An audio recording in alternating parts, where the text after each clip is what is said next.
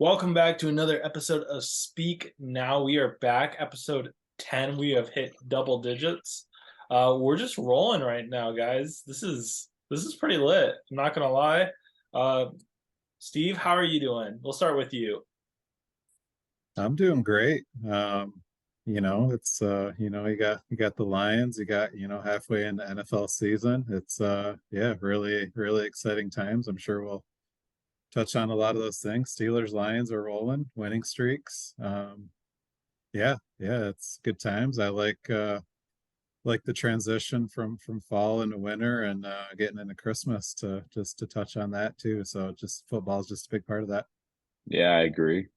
Can't hate. I love fall though. Hasn't really I think fall's in full fruition right now. I think we're getting that perfect fall weather. And I tell you what, college basketball is so back. I watched a little college basketball this past weekend. Now I don't dabble in college basketball too much mid-season because it's like a whole bunch of just fillers. But I tell you what, it's been fun to watch personally. I don't know if you guys dabble in college basketball much at all, but I've been enjoying it. I try not to too much because, it doesn't really matter until, get into the conference tournaments and things like that. But yeah, no, it's good. It's interesting to see now. I mean, you don't know the guys from year to year and who's transferring where and who's on what team. And everybody says, well, Michigan's going to be 11th in the conference and Michigan State's the best thing since sliced bread. And, you just don't know, right? So yeah, it's Well, interesting. I should not watch any college basketball because somehow I get last in our family bracket every single year, and I watch the most college basketball, so something's not adding up. How about you, Jonathan? What's on your mind? Well, I think Yoshi Yamamoto to the St. Louis Cardinals is looking like I a saw that big the thing. golfing thing, right? He went golfing with Lars Nootbaar today. Oh, So thank you, Newt.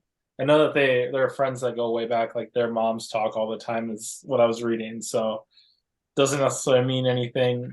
He's probably in like Los Angeles area, so he's probably gonna meet with the Dodgers, but doesn't hurt to have a good friend on the St. Louis Cardinals. So I'm really hopeful about that. We'll see about who knows. Maybe he can convince another Samurai Japan teammate to come on over. A little Showtime action to St. Louis. Who knows?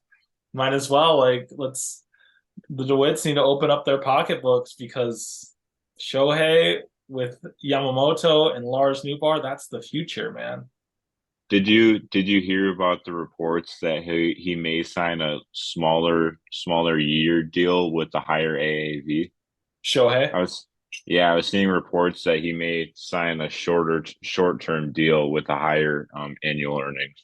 yeah, which would break Verlander and Scherzer's record, definitely. Which I think that opens the door for a lot of other teams getting the shorter term contracts for teams like the Cardinals. I'd say that definitely puts them in play.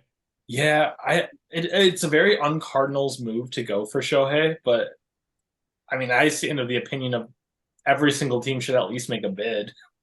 Like he doesn't make your Detroit. team worse.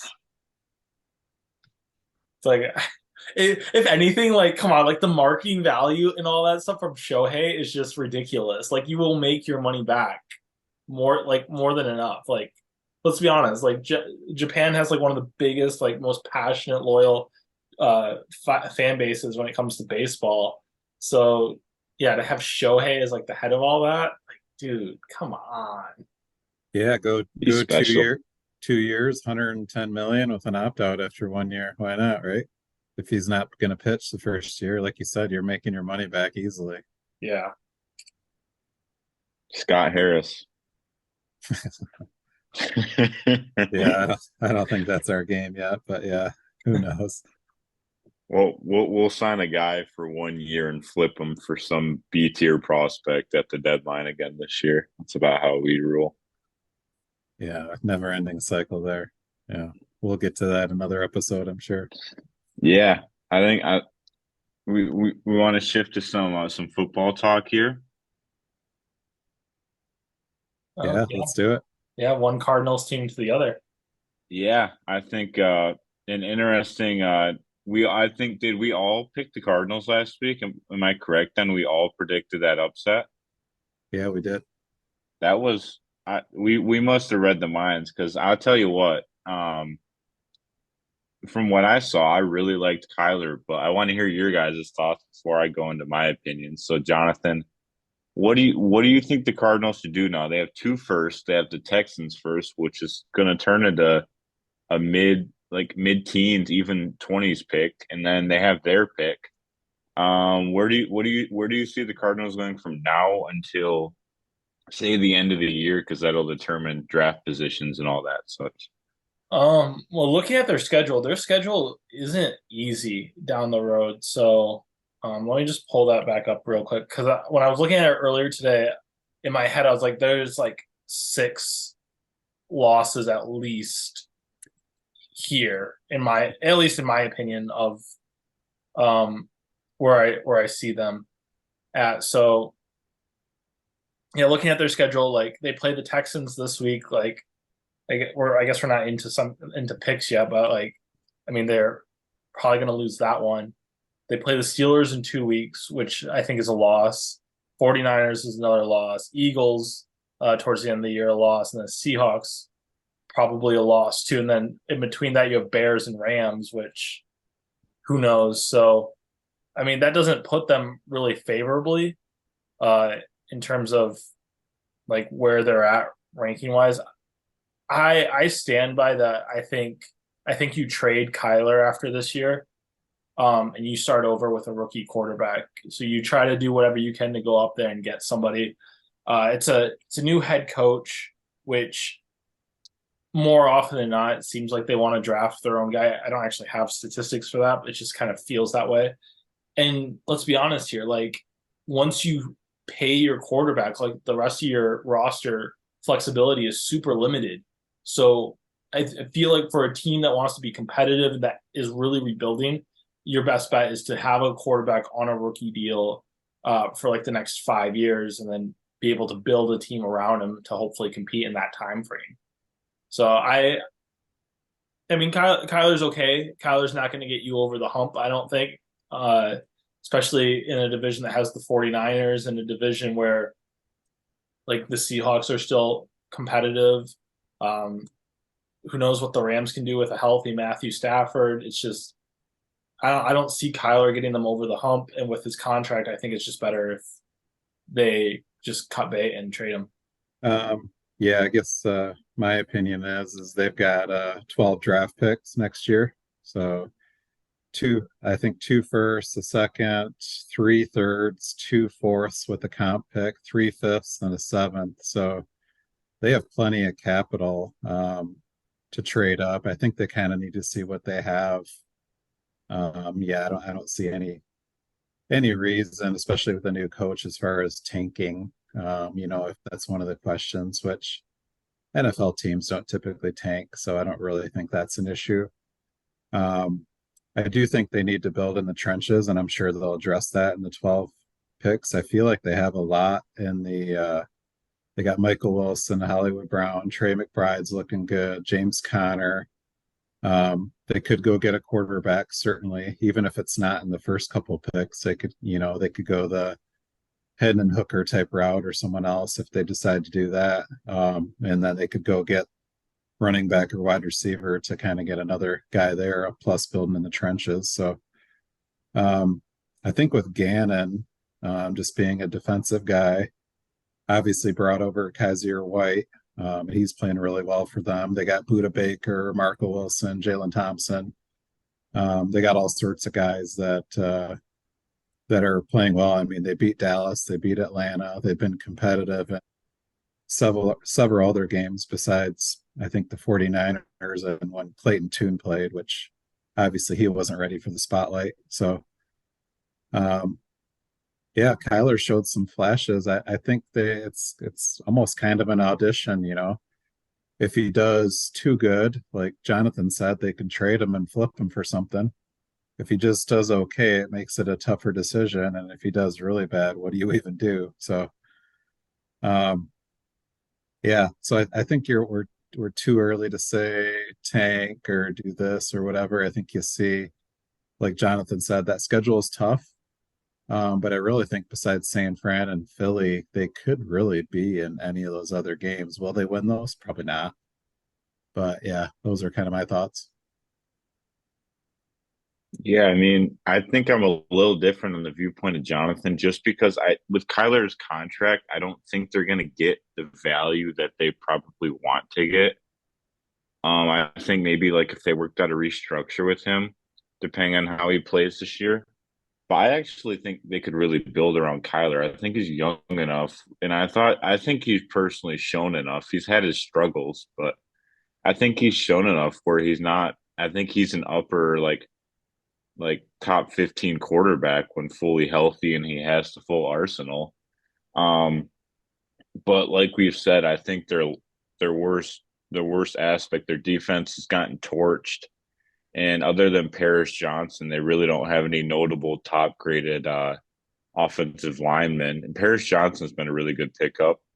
And they hit their second rounder with BJ Ojolari. So they have some pieces, but like Steve mentioned, they need some more trench work. And I think that should be the focus.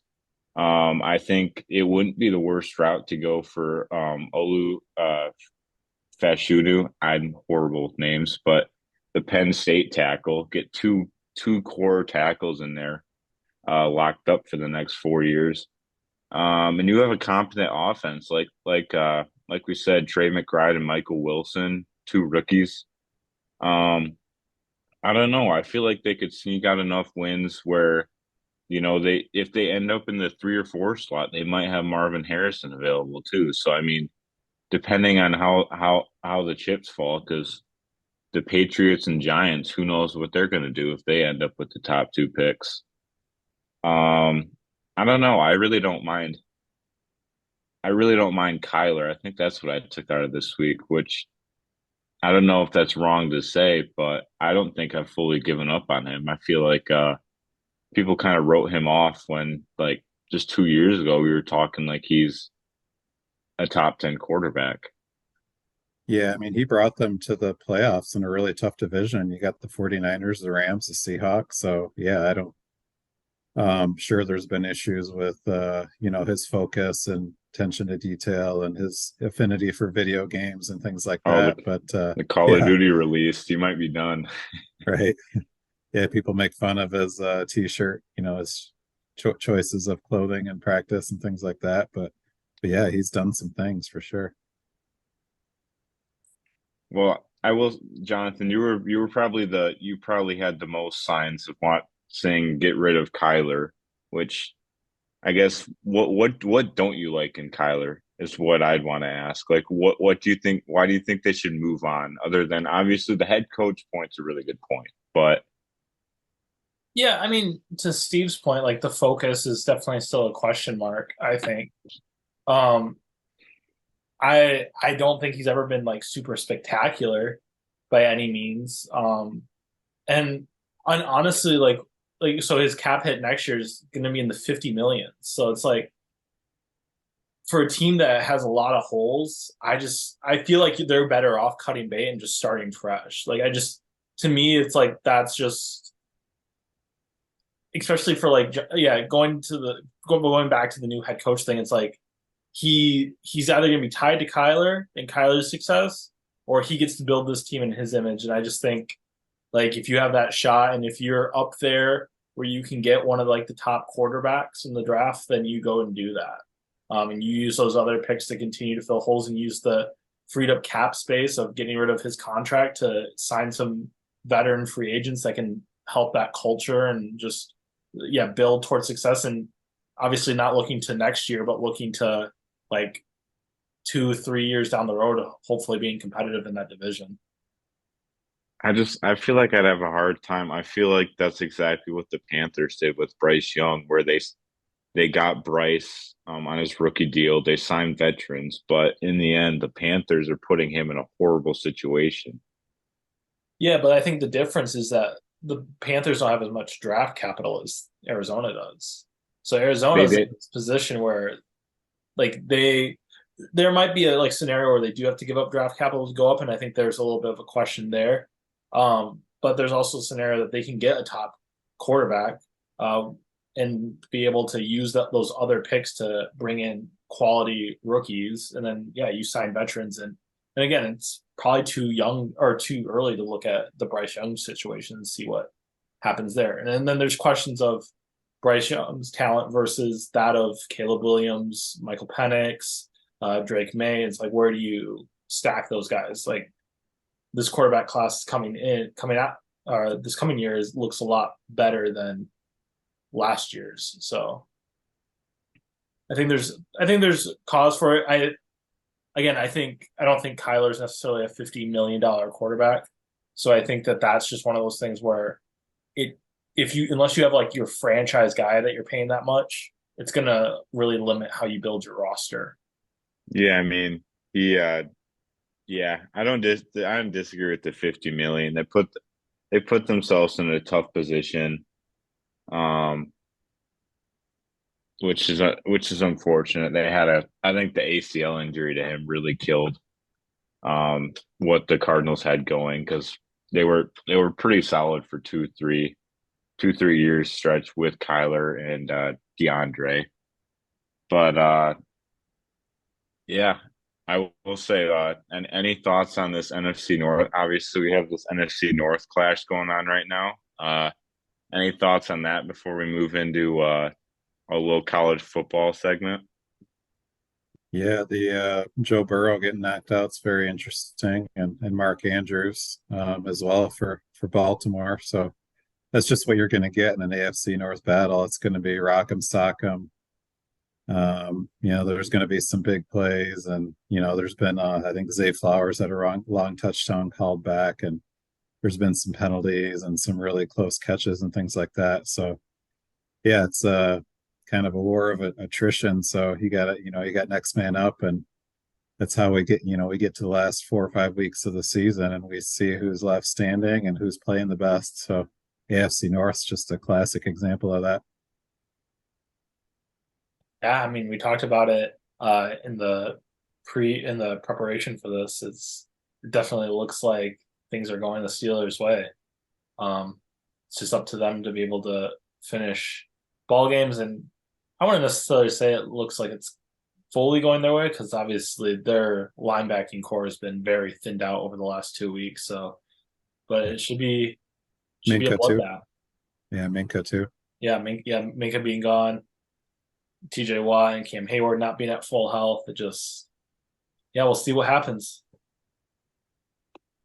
Yeah, I don't know who's going to win that division. I could see it coming down to week 18, honestly.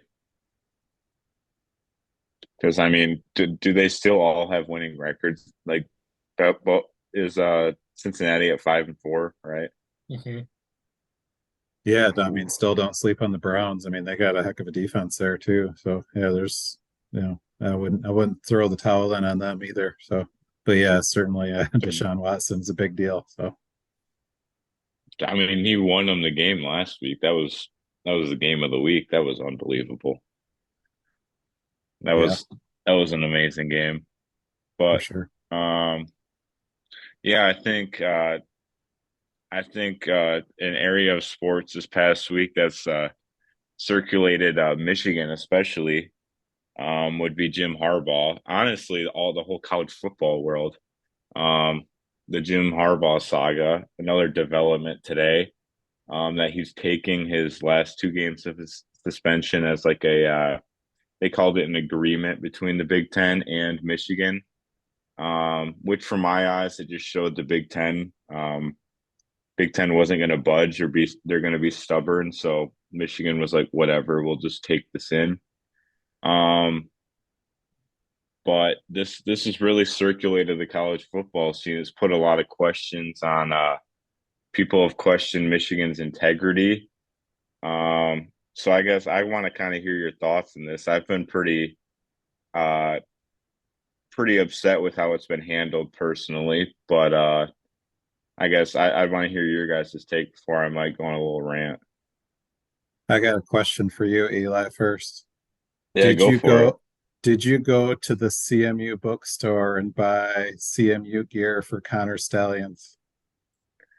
No, I was not associated with the Connor Stallions. According to the CMU campus, it was not him. And Jonathan, I got a question for you. Yeah. So in Michigan, we've heard about this on the radio, newspaper, Twitter feeds for probably 4 weeks now. Is there a lot of chatter about it? You're on the West Coast, so we're kind of covering the whole United States here. What are you hearing a lot on your side of the states here? Um, Not a ton. Um, I mean, the stuff that I do here is just from search history of Michigan and like that kind of stuff, and like Google, just knowing kind of like my interests. So, I mean, I think like that will definitely influence it. Yeah, I don't know how big of a story that this actually is nationally. Um, but yeah, it definitely seems like a definitely regionalized area.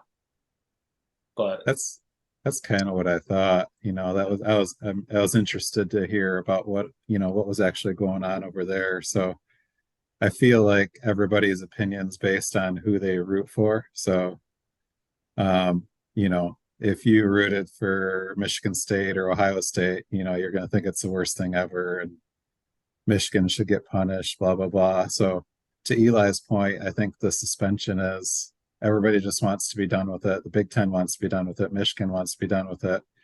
Everybody wants to focus on the players on the field. Um, the whole thing's just kind of weird, to be honest, because I'm I'm guessing that dude was on the CMU sideline during Michigan State. Let's be honest. So the whole thing's just kind of weird, and at the end of the day, if you're doing all that, it is against the rules and it does reflect on the head coach. But should the punishment be this big deal? Probably not. I think it was handled a little bit underhanded, to be honest, by the Big Ten, the head of the Big Ten. I think Petites is Tony Petites, something like that is his name. So the news broke. Michigan was on a bye week, so we could talk about it for 2 weeks. And then they decided to suspend him as Michigan's getting on an airplane. So it's all made for the media, all made for being out there. So my only other question back to Eli is for me, the answer is yes, but does this affect you when you're watching or wanting to watch a Michigan game? Is it crossing your mind as you're watching the game? Does it affect or bother you at all? I just find it annoying that I'm watching this, and if Michigan beats Penn State, and the only thing people are going to talk about is like, oh, they're gonna right after the Michigan game, they're gonna talk about the allegation right away. They're not even going to talk about how Michigan didn't throw the ball in the entire second half. They're not going to talk about how Michigan completely dominated Penn State. Don't look at the score. They creamed Penn State with their head coach being told the day before that he won't be able to coach. They had they got which that also James Franklin is a clown and he can't coach in big games. So we knew that. But I just think it takes away because I know right when I go on any sort of site, I get to hear Paul Feinbaum talk about how Michigan's just playing the victim card in Michigan, and Stephen A should say they should get banned from the playoffs so his crowned California school can somehow make it a crowned like West Coast school could make it into the playoffs somehow.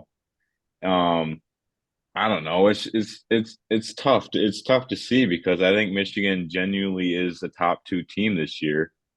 Um, and who knows? I mean, I guess Crying Day can finally get his chance to beat Michigan without Harbaugh. But I doubt that'll happen because, I personally think Ohio State's had a cakewalk of a schedule thus far too. So I don't know.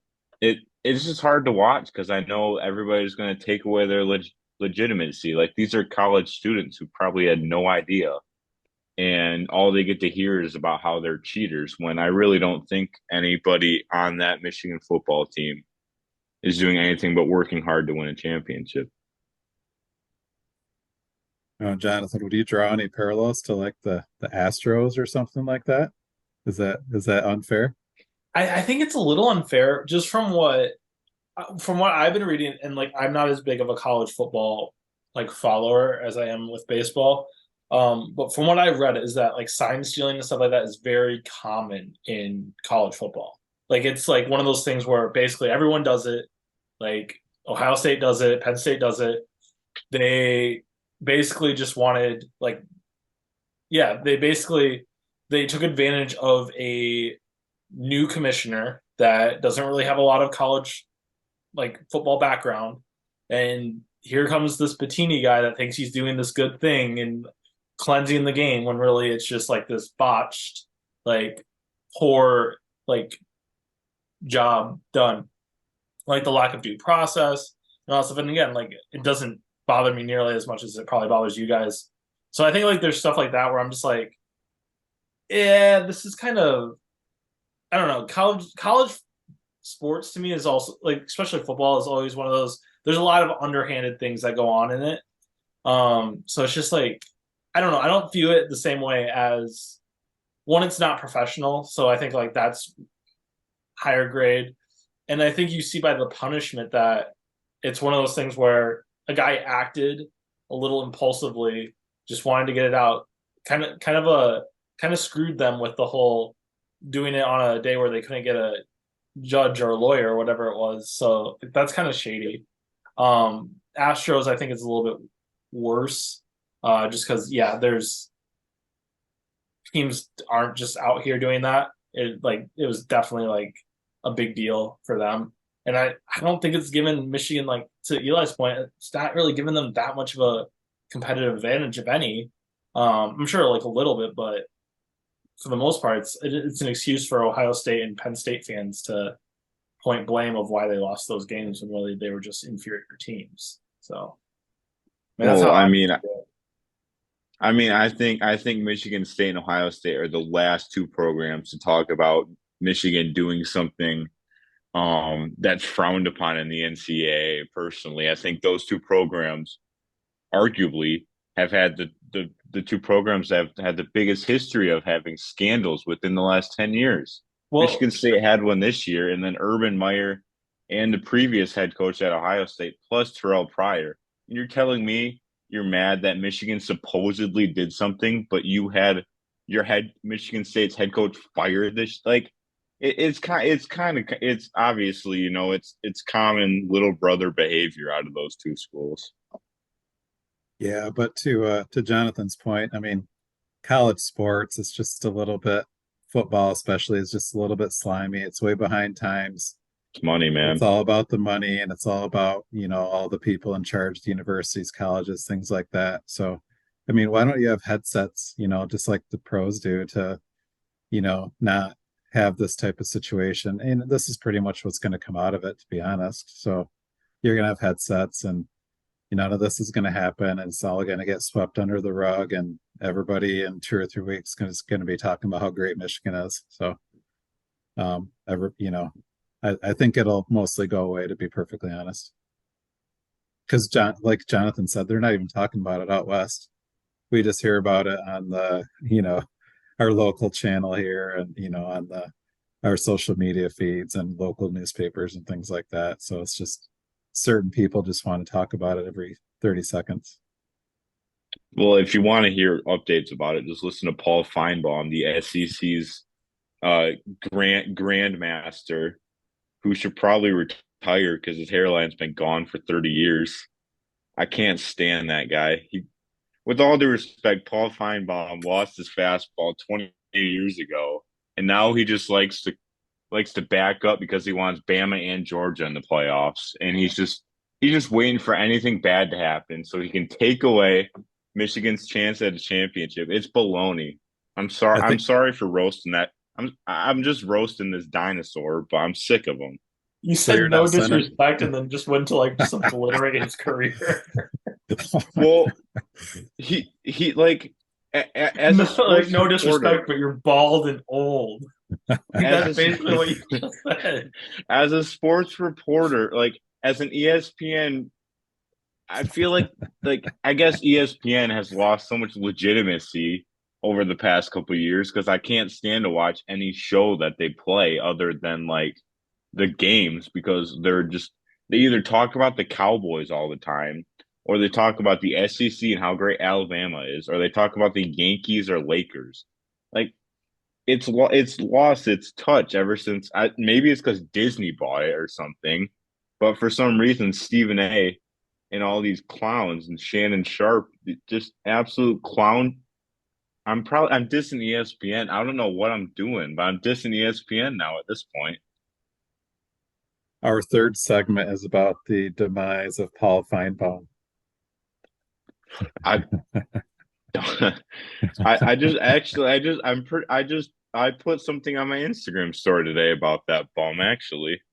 Yeah, Desmond Howard wasn't too fond of his rant the other day too. I saw him just like kind of laughing the whole time he was talking. So Everybody's yeah, roasting him that actually has a pulse. That's smart.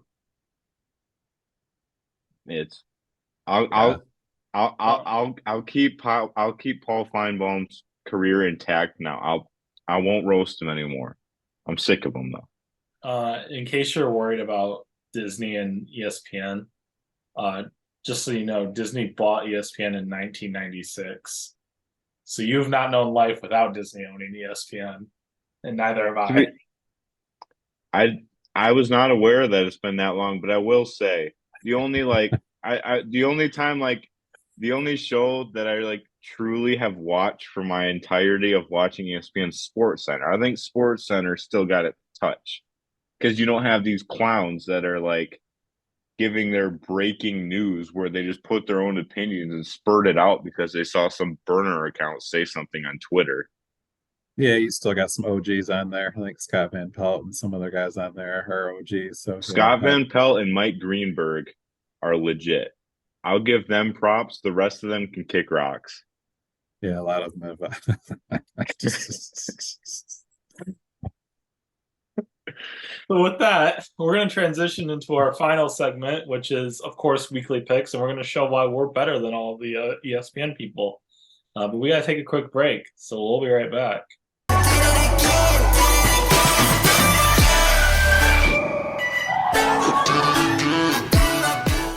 All right, y'all. Welcome back from that little break. And our last segment here, our weekly picks. I think I'm a little cooled off after that break. I will say one quick thing that I meant to mention at the start. This isn't a rant. It could, but I'm not going to rant. Oakland A is officially moving to Las Vegas in 2028. Um, that got approved today by whoever had to approve. I forget who it was. For me, I think it's a sad day for baseball. I don't know if either of you guys wants to do just a quick mention on that. I found that I wanted to mention this. I feel like it's really important. And I feel like this is just a loss for the MLB. I think it's on the Oakland A's owner, John Fisher. So I guess just a comment from both of you guys quick. Yeah, yeah, it's definitely sad. Um, I actually hadn't seen that yet, so that's. I mean, I'm grateful that we have at least several more seasons with the Oakland A's being the Oakland A's, but I'm. I mean, at the same time, like this isn't the first time that the Athletics have moved. Um, and Oakland didn't always do a great job of supporting the A's. I know you can point fingers in a lot of different directions of why that is. Uh, I know ownership should share a lot of that blame.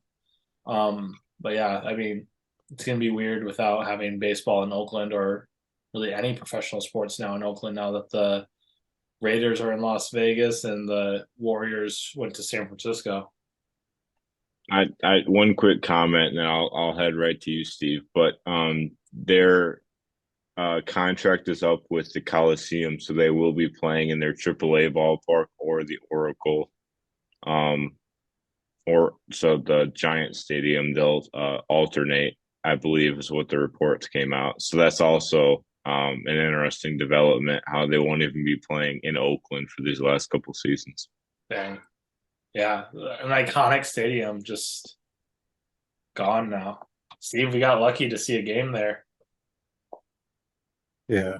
Yeah, I mean, for sure, for sure. No, that was yeah, watching the Raiders Lions there. Yeah, Jonathan, I went to that a couple years ago, but yeah, of course we lost at the end. But um, yeah, no, I mean, everybody's leaving Oakland, so it's unfortunate reality. The Raiders, were LA and Oakland, and Jonathan said, the Athletics were, moved there and whatnot as well. So yeah, it is sad, but I mean, everybody's soaking up the Vegas move. So I think the Raiders are seeing some success. They've got the draft coming there, I believe. Or is it? Oh no, it's the Super Bowl this Super year, right? Bowl, Yeah, the Detroit, Super Bowl. Detroit. Yeah, the Lions definitely, or the city of Detroit has the draft. But yeah, I mean, they're just going where it's more desirable, I suppose, versus some history and whatnot. Yeah, I just thought that was kind of an important sports tidbit, so I thought I'd share. I didn't know if you guys had heard that, but moving into our NFL weekly picks, and Steve Malone over here on an absolute heater still. Um, he now has a 7 game lead on me for first place. He is 38-17 overall. Took the games last week by another two from Jonathan and I. I'm sitting at 31-24, Jonathan at 27-26. So you might have to look into look to pick these games professionally here. I mean, 38-17 is no slouch right there. So kudos to you. I mean, I don't you ever since week one, I think you were on a dominant stretch. So I applaud you. I'm also jealous, but I think with that, I think Jonathan and I are gonna take a we're gonna have a big week this week, I think. And it starts right here. So Thursday night game, obviously, going on right now, so we won't be doing that one this week. Which the Bengals just kicked a field goal, so it's a one possession game. But moving into the other AFC North clash this week, all four teams playing one another. We have the Steelers and the Browns. Um, this is Dorian Thompson Robinson starting for the Browns now. Um, I picked against the Steelers last week. I won't be doing it this week. Like Jonathan said, I didn't take his word. They have dominated rookie quarterbacks. I'm gonna stick with um I'm gonna back Jonathan's take here. I'm gonna take the Steelers here in a low scoring affair, 20-17. Yeah, I agree with that completely. I don't think PJ Walker or Thompson Robinson can distribute the ball to Njoku, Amari Cooper, the rookie Cedric Tillman. Just think, I know the Steelers are a little bit banged up on defense, but they still got plenty of weapons, plenty of guys that can wreak havoc, especially on a rookie quarterback. Jerome Ford has been pretty impressive for Cleveland, but I think he got even more impressive when Deshaun Watson got back in the lineup, which kind of coincided with his health. The thing about the Steelers is they're getting to their true identity. You got Jalen Warren and Najee Harris forming a probably, in at least the last 3 or 4 weeks, I'd say the Lions might be above them, but one of the top duos in the league as far as running backs. So they're putting up some good numbers for sure. But saying all that, I still think it's going to be close. The Steelers tend to play close games, and they more often than not tend to come out on top. So I'm going to go to Pittsburgh 17-13. Yeah, I'm going Pittsburgh here again. I'm a little concerned about their defense because their defense won it the last time around, and obviously they're without Cole Holcomb, without Quan Alexander both for the rest of the year, which sucks. Minka's probably not coming back for this one either. But I think to Steve's point, the running backs are heating up, and Cleveland's got a good defense, but this is AFC North football. This is what they signed up for, and Dan Moore Jr. kind of has Miles Garrett's number. So as weird as that sounds, so I have the Steelers winning this one 24-21. It's going to be close. Then next we got Steve and I squad. We have the Lions versus the Bears. Lions back at home this week. Sitting at 7-2. This is a sneaky game. This right here is like the Carolina game last year. I think after an electric win last week, it could sneak up on them a little bit. I wasn't that worried about the Chargers game. I'm slightly worried about this one, especially with Fields back. The Lions have had trouble containing Fields at times last year, especially their first matchup. But I think the Lions will ultimately win this. I think Amon-Ra St. Brown, Jahmyr Gibbs, and David Montgomery, it's one of the better core groups in the NFL this year. They're contributing at an extremely high level, especially as of recently. And last week was a testament to that.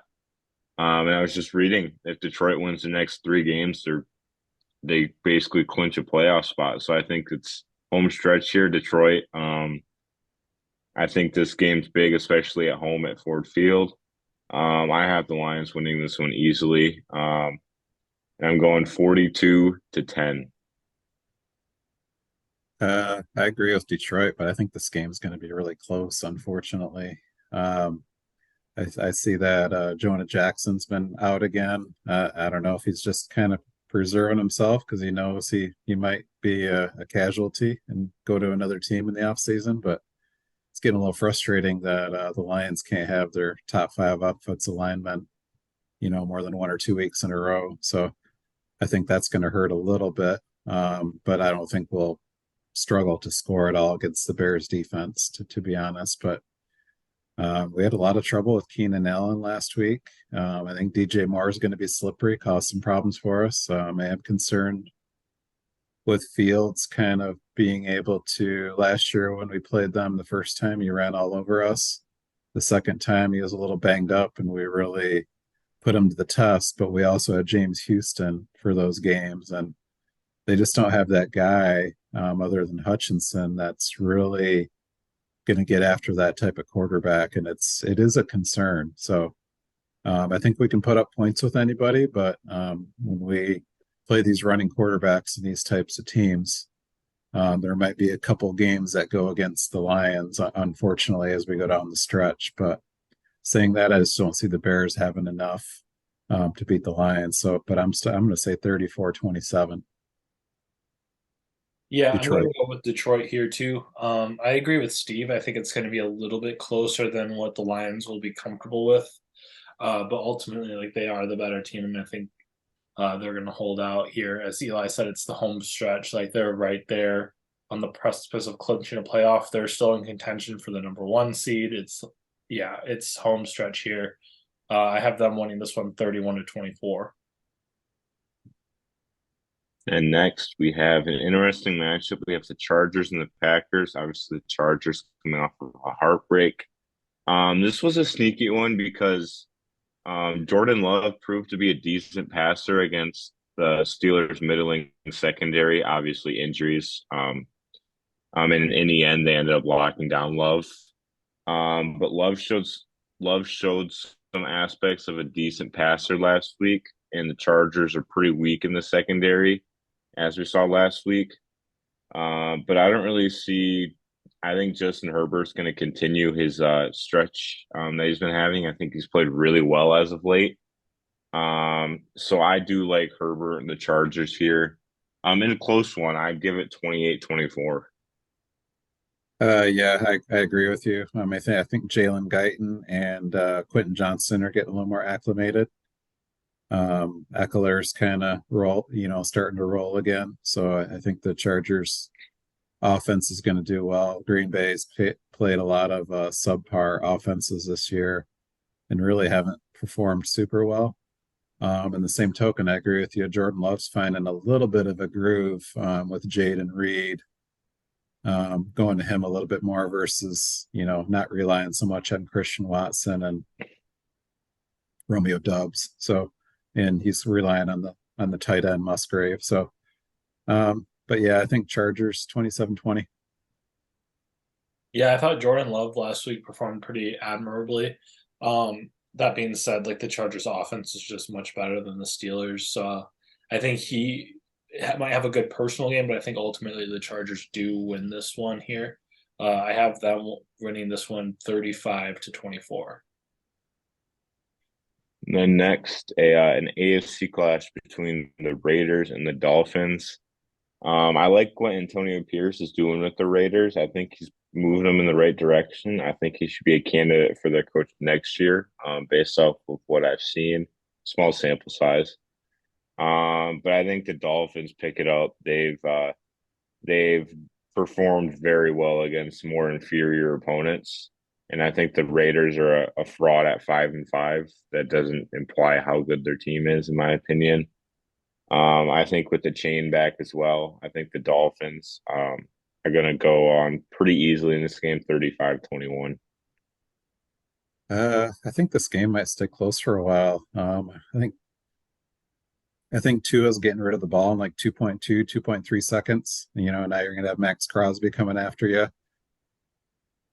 I hope for Tua's sake that he, doesn't take a lot of hits in that game, but I mean, I could see him having to take some hits there, so that could be a problem.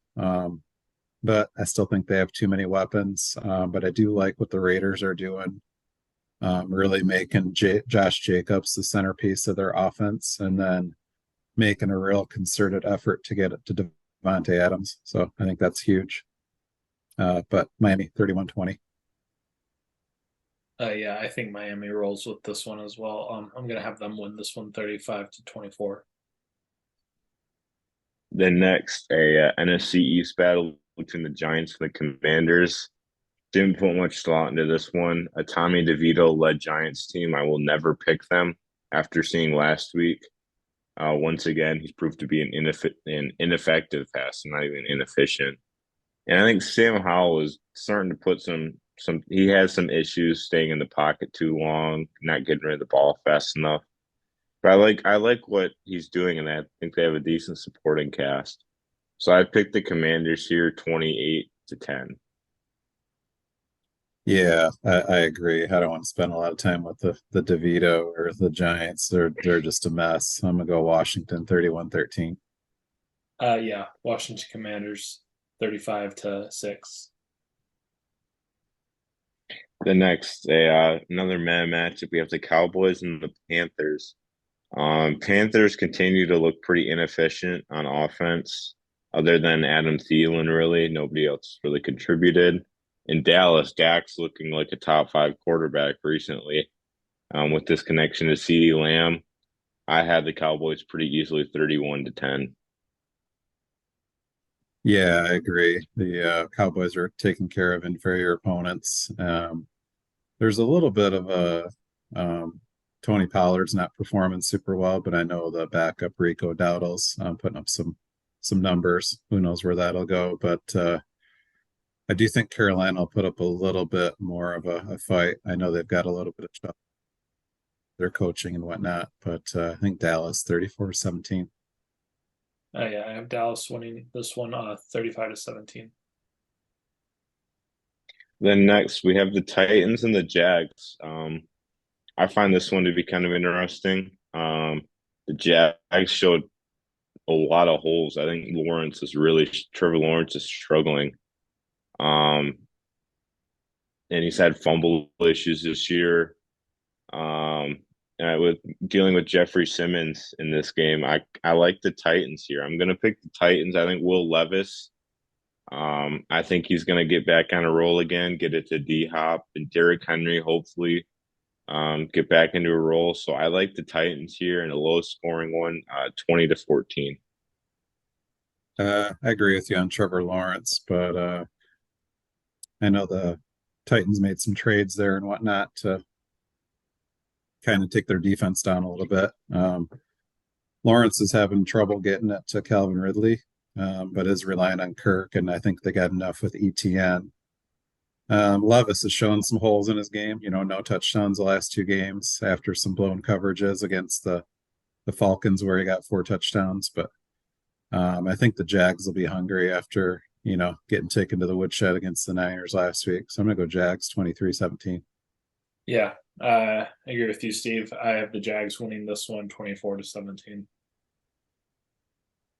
Then next we have battle in the South. We have the Cardinals and the Texans. Um, Obviously Kyler showed some promise last week, but with how CJ Stroud is playing, he's playing an MVP level. Noah Brown and Damian Pierce both not practicing yet. But even without that, I think CJ Stroud slices this defense, and they win 31-17. Cardinals have actually improved a little bit on defense last few weeks. I know they're statistically not showing that, but yeah, I mean, there's been a lot of heroics by Stroud, but I don't think you can do that every week. And you did mention Noah Brown with his size. I know Nico will be back this week. Damian Pierce probably not a big loss, but I'm going to go with the upset here. I'm going to go Arizona 27-24. I'm going to go Houston here. To Eli's credit, CJ Stroud's been playing amazing. I like the connection that he's building with Tank Dell. I think that carries them through in this game. I think it is going to be close though. So I have the Texans winning this one 27-24. Then next, NFC battle, we have the Bucks and the Niners. Bucks coming off a solid win last week, but the Niners also rebounding from their little losing streak. I think getting Debo and Trent Williams back was the X factor last week, as well as the defense. Hufanga and Warner playing like their dominant selves. So I like the Niners here. I don't think the Buccaneers defense will be able to handle them. I like the Niners 31-24. Oh yeah, when the Niners are fully loaded, I mean, let's be real, they got about ten Pro Bowlers on the roster. So 49ers with their full stack, 38-13 over the Bucks. Yeah, 49ers, no thought on this one, 31-9.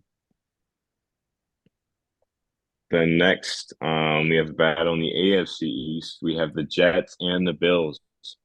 I just read in November, no AFC East team has a win in November yet. So it has to change here. And I like the Bills, even though I'm not. Obviously, we talked about this last week. We're not sold on them. Just fired their offensive coordinator, but I'm more basing it off of both defenses good, but the Jets' offense is just slightly more incompetent right now. And Josh Allen has that big playability with Stephon Diggs. So I like the Bills here in a low scoring game, 17-10. I'm real close with you on that, but I'm gonna stick with the Jets not being able to get in the end zone. It's like one touchdown in the last 5 weeks or something like that. Um, but I do think Diggs will go off in this game.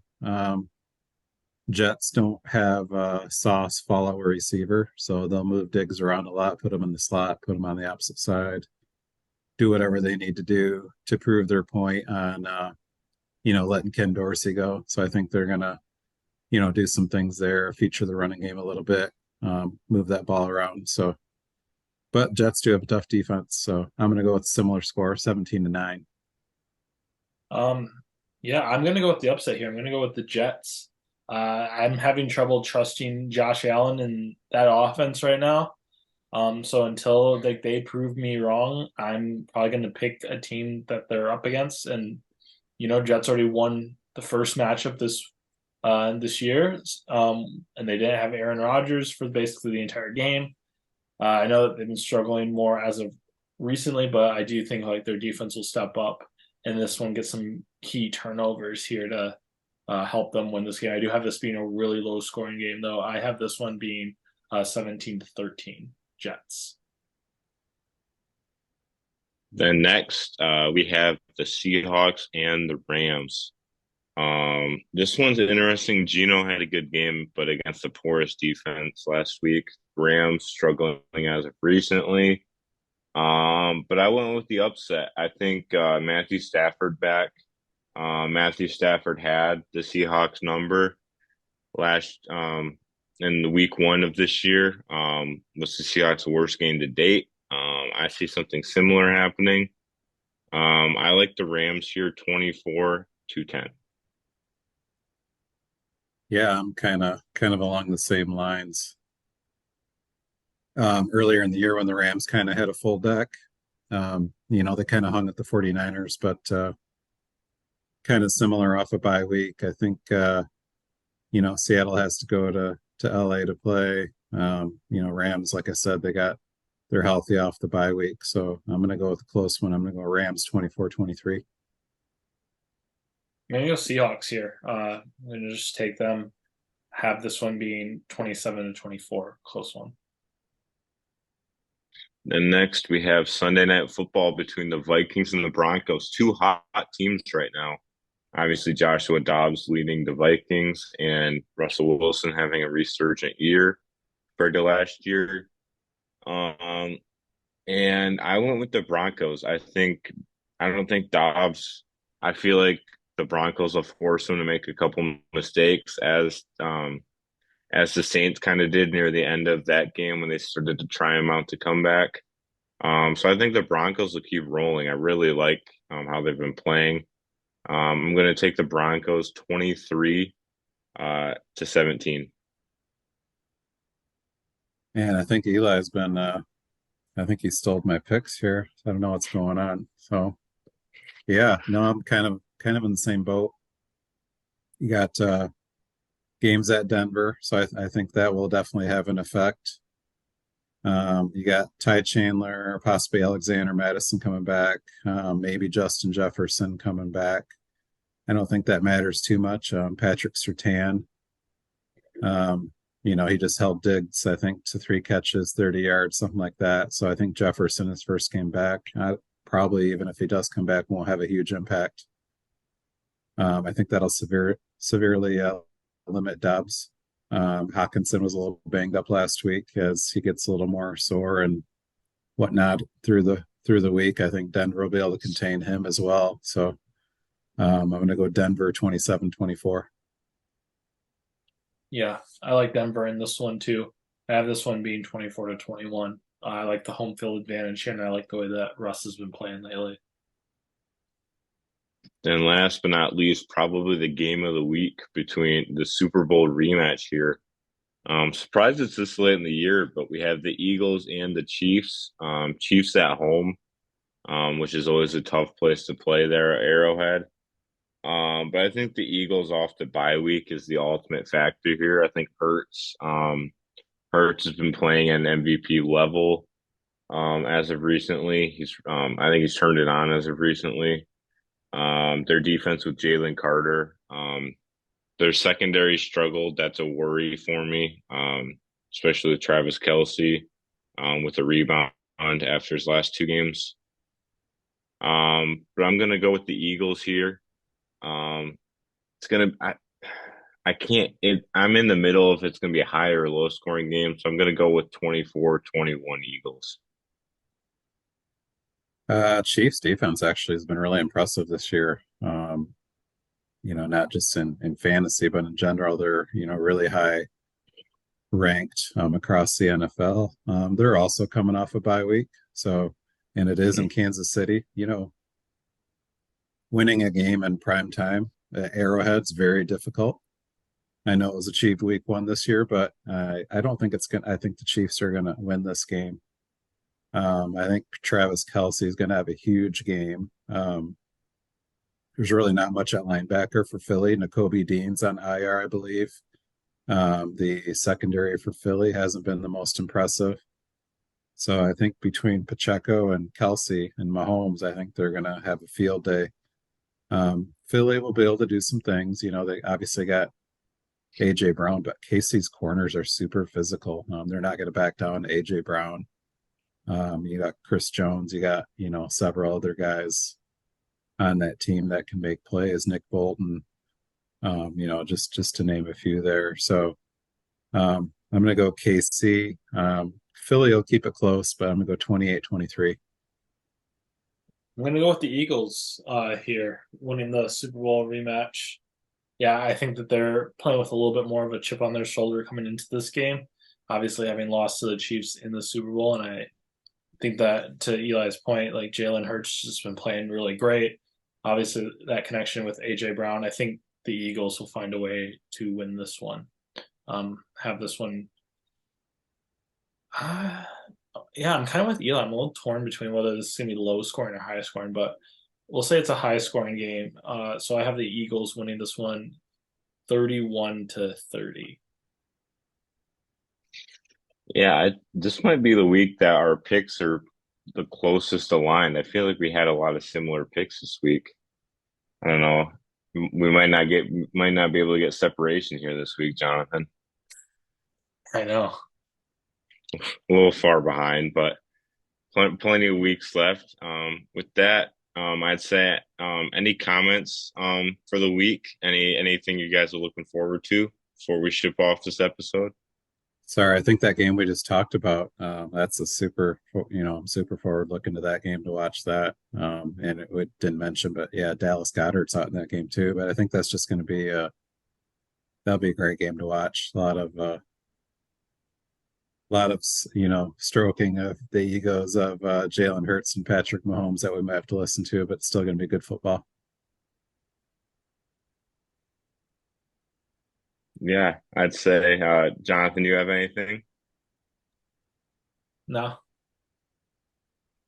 All right. I'd say AFC with North football. that, hey, you know, that's some of the most enjoyable football to watch. I mean, if I'm not watching the Lions, I think AFC North football is electric. But I'd say with that, I mean, obviously, go Lions, go Steelers, obviously. Big week for both squads. Playoff implications, percentages, all that such. And with that, that's been another episode of Speak Now. So, with that, we'll speak now or forever hold your peace. Peace. Peace.